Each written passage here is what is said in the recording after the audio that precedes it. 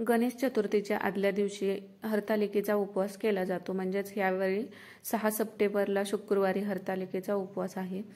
तर पूजा आपण आपल्या घरात नॉर्मल आंघोळ केल्यानंतर जशी देवपूजा करून घेतो आणि देवपूजा झाल्यानंतर आपल्याला हरतालिकेची पूजा सकाळीच मांडून घ्यायची आहे. तर यासाठी लागणारं साहित्य सगळं तुम्हाला पूजेचं जे लागणारं आहे ते अगोदर करून घ्यायचं आहे. आणि घरामध्ये अगोदर आपल्याला फरशी वगैरे पुसून ती जागा स्वच्छ करून घ्यायची आहे आणि त्या ठिकाणी आपल्याला पाट मांडून पाटाखाली छोटीशी रांगोळी काढायची आहे आणि नंतर त्यावरती पाट ठेवून इथं आपल्याला महादेवाची पिंड किंवा महादेव असा बनवून घ्यायचा आहे. तर वाळू स्वच्छ धुवून घ्यायची आणि त्याची पिंड अशी पाटावरती आपल्याला बनवून घ्यायचं आहे आणि पिंडीचं तोंड हे उत्तरेकडे ठेवायचं आहे. तर अशा पद्धतीने पाटावरती तुम्ही वाळूची पिंड बनवू शकता. आता घरामध्ये आपल्या पिंड असते, पण ती पिंड न ठेवता या दिवशी अशी वाळूचीच पिंड केली जाते आणि त्याची पूजा केली जाते.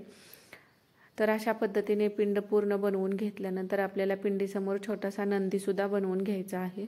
तर हे सगळं आपण वाळूचंच बनवून घेणार आहे आणि या दिवशी वाळूची पिंड करतात, यालाच महत्त्व आहे. आणि त्याचबरोबर इथं पार्वतीसुद्धा आपल्याला पार्वती मातासुद्धा अशा वाळूचाच म्हणजे छोटासा ढीग बनवायचा आणि ही पार्वती मातासुद्धा बनवून घ्यायची आहे. आता बाजारामध्ये बघा त्या पार्वती माता आणि हरतालिकेची पूजा मांडण्यासाठीच्या पण मूर्ती भेटतात, त्या आणू शकता किंवा आहे अशी जरी तुम्ही वाळूची बनवली तरी सुद्धा चालू शकते. आणि पार्वती माता बरोबर त्यांच्या सखी किंवा मैत्रिणी सुद्धा बनवल्या जातात.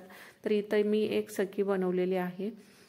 आणि कोणतीही पूजा करताना आपण सुरुवातीला गणेशाची पूजा करतो, तर इथं गणपतीचं प्रतीक म्हणून सुपारी घेतलेली आहे. तर याला सुरुवातीला पाण्याने अभिषेक करायचा आहे आणि नंतर पंचामृताचा अभिषेक करून घ्यायचा आहे.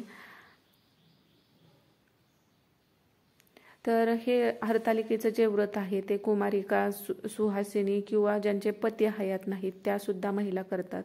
पण हे व्रताचा एक नियम म्हणजे तुम्ही जर एकदा व्रत हे करायला सुरुवात केलं तर नंतर तुम्हाला जोपर्यंत शक्य होते तोपर्यंत हे प्रत्येक वर्षी व्रत करायचं आहे, ते मध्येच आपल्याला सोडायचं नाही. तर अभिषेक झाल्यानंतर यामध्ये थोडंसं हळदी कुंकू, तांदूळ आणि फुलं घेऊन शेवटी असं स्वच्छ पाणी परत एकदा टाकून असा अभिषेक पण करून घेतलेला आहे.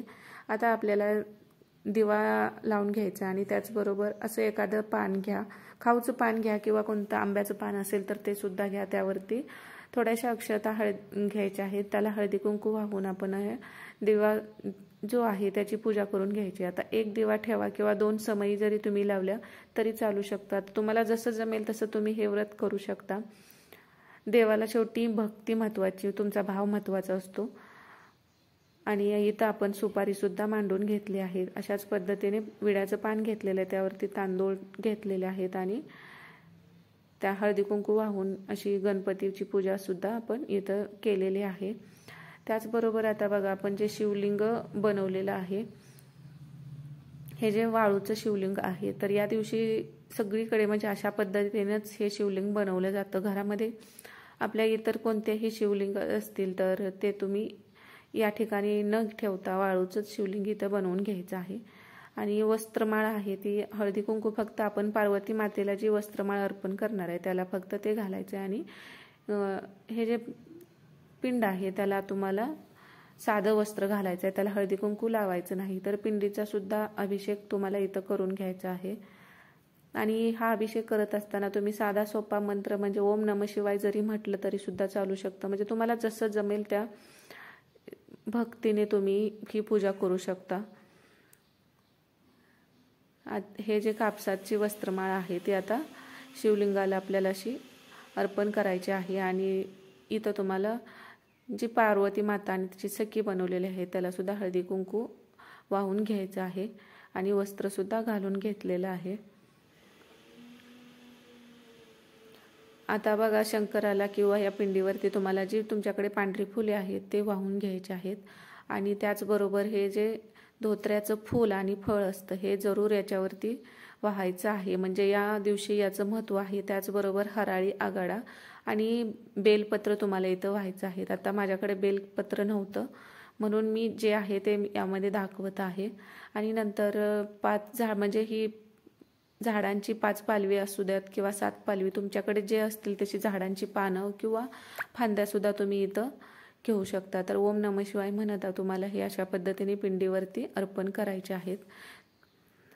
तुमच्याकडे जे झाडं असतील, आंबा, चिक्कू असतील, पेरू, सीताफळ, अशा पद्धतीचे 5 फळांची, फुलांची तुम्ही फांद्या इथं म्हणजे फळांच्या फांद्या यूज करू शकता. आणि नंतर फुलं, सुपारीला सुद्धा जिथं आपण गणपतीची स्थापना केली सुपारी म्हणून, तिथं सुद्धा दुर्वा आणि आघाडा अर्पण करायचा आहे. आता पार्वती मातेचे एक आणि विडा आणि ह्याचा अजून असे 2 विडे इथं तुम्हाला ठेवून घ्यायचे आहेत. आणि विड्यासाठी जे साहित्य नेहमी आपण वापरतो, हळकुंड, सुपारी, खारीक, खोबरं असतं, बदाम असतं, त्याचबरोबर त्यात काय राहू नये म्हणून राहिलं असेल तर अक्षता वाहिल्या की ते संपूर्ण विडा होतो. आणि पार्वती मातेसाठी तुम्ही सौभाग्याचं प्रतीक म्हणून चुडक किंवा बांगड्या वगैरे ठेवू शकता.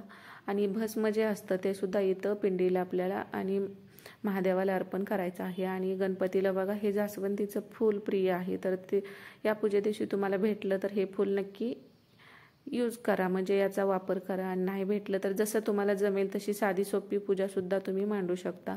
नंतर हे जे फळं घेतलं, 5 फळं घ्या किंवा जी तुमच्याकडे फळं आहेत ती सुद्धा अशा पद्धतीने आपल्याला इथं ठेवायचे आहेत. नंतर अगरबत्ती वगैरे लावून घ्यायची आहे. तर अशी साधी सोपी अगदी सहज कोणालाही जमेल अशी पूजा तुम्ही करू शकता. तर भेंडीचं फूलसुद्धा इथं वापरतात, ते मिळालं तर तुम्हाला ते सुद्धा तुम्ही इथं ठेवू शकता.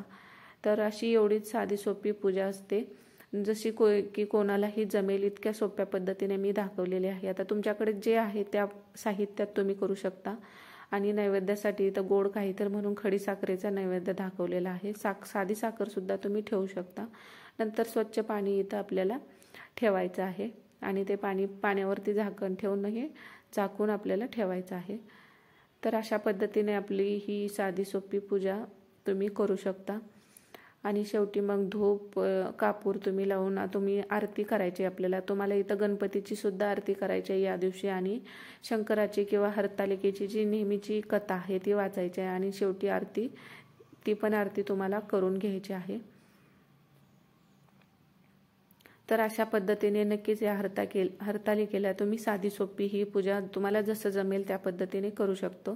तर हा उपवास आपण दिवसभर करायचा असतो आणि रात्रीसुद्धा हा उपवास करायचा असतो. दुसऱ्या दिवशी सकाळी हा उपवास सोडला जातो.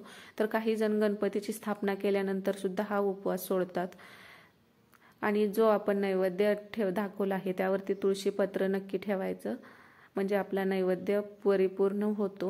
नंतर नमस्कार करून आपल्या पतीच्या दीर्घायुष्यासाठी किंवा कुमारिका आपल्याला चांगला वर भेटण्यासाठी ही पूजा करतात. किंवा ज्यांचे पती हयात नाहीत ते सुद्धा आपल्या घराच्या सुख समृद्धीसाठी हे व्रत केलं जातं. तर अशा सगळ्या महिला हे व्रत करू शकतात. आणि उपवास मात्र दिवसभर आणि रात्रभर, म्हणजे 1 दिवस आणि 1 रात्र पूर्ण दिवस उपवास करायचा आहे. आणि दुसऱ्या दिवशी आपल्याला हे विसर्जन